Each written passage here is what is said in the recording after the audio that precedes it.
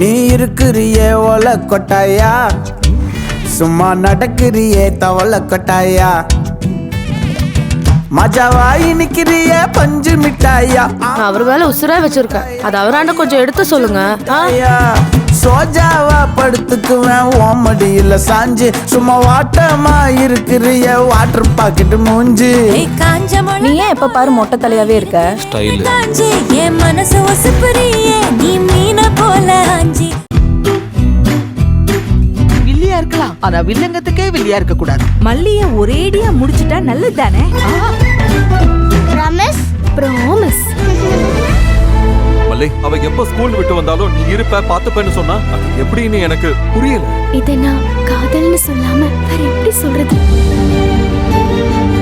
மல்லி நாளை இரவு 9:30 மணிக்கு உங்கள் சன் டிவியில்.